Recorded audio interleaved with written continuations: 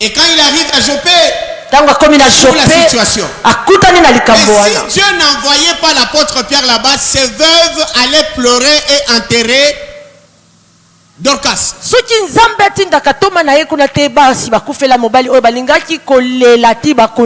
tes bonnes œuvres, attends les calculs de Dieu. Ne reste pas fixé sur les gens que tu es en train de servir. Ne les traite pas non plus d'ingrats. Le monde est comme ça. Et l'apôtre arrive, il attend. Le veuve l'approche, lui raconte. Et l'apôtre va ressusciter la femme qui est morte. Voyez comment Dieu agit. Est-ce que cette femme-là avait aidé les apôtres?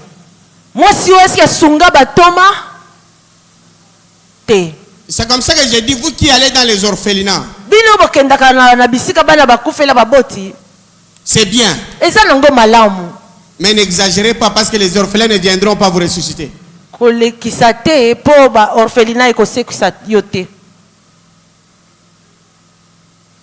Il a fallu l'intervention de ceux qui ont reçu le pouvoir.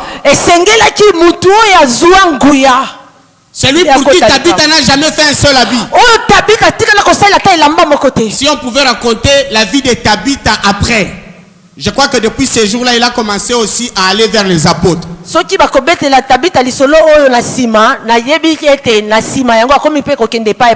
se dirait, j'ai fait du bien. Mais écoutez, le bien de Tabitha a été correctement récompensé. Mais pas par les veuves. Les veuves n'avaient que leurs larmes. Quelqu'un me dira, elles ont joué quand même un rôle, ce sont elles qui ont passé le message. D'accord, mais ce ne sont pas elles qui ont ressuscité Tabitha. C'est celui pour qui Tabitha n'avait rien fait. Tous les gens bien que Dieu t'envoie, toutes les opportunités que Dieu t'envoie, c'est en fonction de ce que toi aussi tu as fait dans la vie des autres. Ne te plains pas. Laisse ces gens vivre aisément. Libère ces gens-là. Continue à faire du bien, ça paye. Ne décourage personne à faire le bien.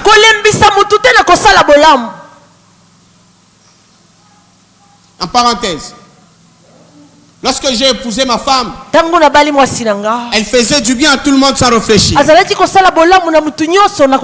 il y avait quelqu'un à ses côtés, j'étais son homme, qui lui disait toujours non, les gens sont ingrats. Tu vas te fatiguer. Et moi je disais non, continue à faire du bien aux gens.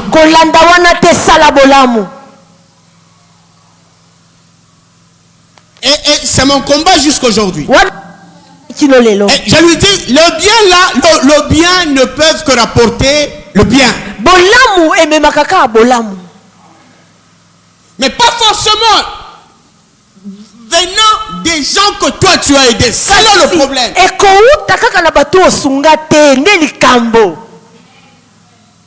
Sinon ça nous met en conflit.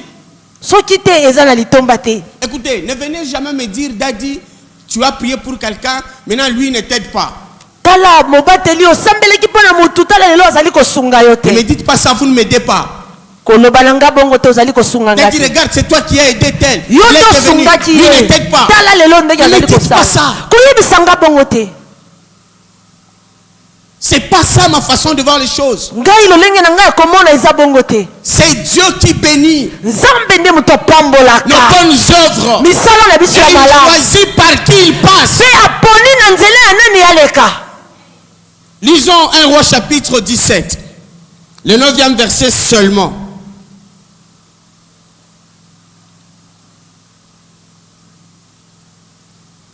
Un Roi 17, verset 9. Pardon?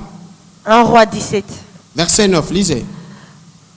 Lève-toi, va à Sarepta, qui appartient à Sidon, et demeure là. Voici, j'y ai ordonné à une femme veuve de te nourrir. Ok. Ici, il y a un sérieux problème qui arrive dans le pays, en Israël. Et à ce moment-là, Élie est le prophète de la cour royale. Les prophètes qui travaillaient pour toute la nation. Alors, le peuple est tellement en désaccord avec son Dieu. Élie dit, il n'y aura pas de pluie en Israël, sinon à ma parole. C'est vrai, quand il n'y a pas de pluie, naturellement, après un temps, la sécheresse commence. On dit qu'il n'a pas plu pendant 2 ans et 6 mois, c'est ça? Oui. Est-ce que vous pensez que si la crise dans notre pays ici faisait 2 ans et 6 mois, c'est tout le monde qui manquerait à manger?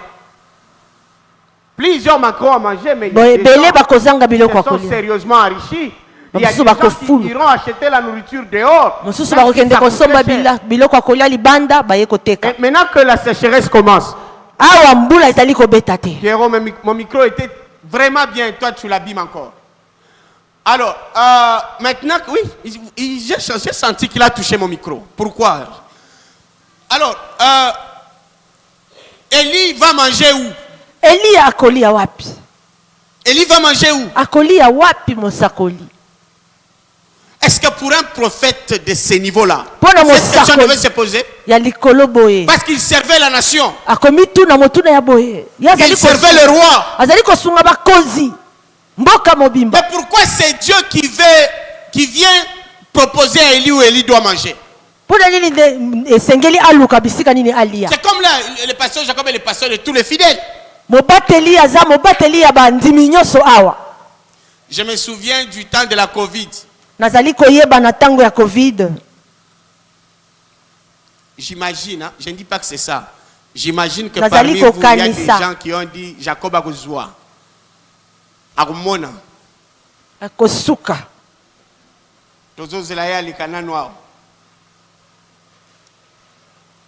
Parce qu'on a fermé les églises. Mangomba bakangaki yango. Hein, papa avec. On dit Toromona. Tokomona ndenya obika. Ah, les amis de la Covid, que Dieu vous bénisse. Mabonza ezate. Alors là, j'ai dit aux gens de ma maison, personne ne va faire de fier pour manger. Parce que si vous maigrissez ici,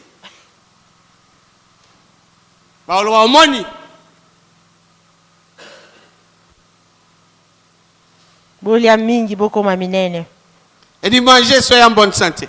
Amen. Et j'ai dit à Dieu, ce n'est pas le moment de rebellier sabana ba pasteur parce que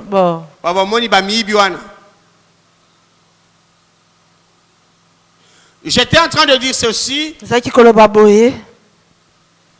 Élie, à son règne, ne devait pas avoir de problème pendant ces 2 ans et 6 mois. Mais Dieu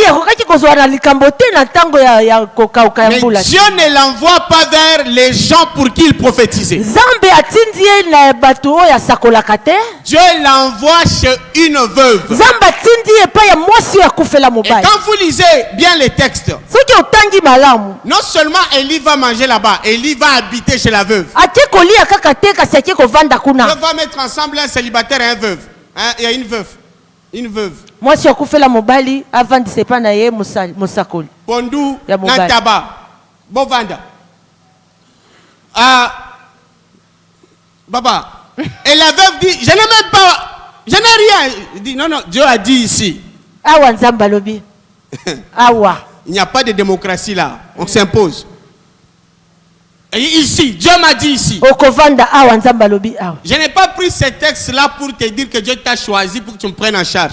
Mais j'ai pris ces textes pour te dire que c'est Dieu qui choisit par qui il passe pour te récompenser. Dieu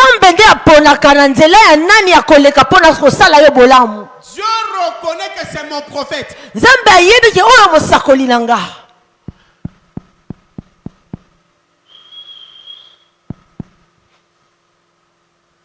Dieu reconnaît que c'est mon prophète.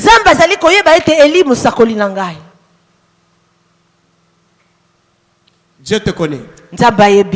Il sait ce que tu fais. Amen. Alléluia. Amen. Dieu te connaît. C'est pourquoi j'ai dit aux gens, faites le bien.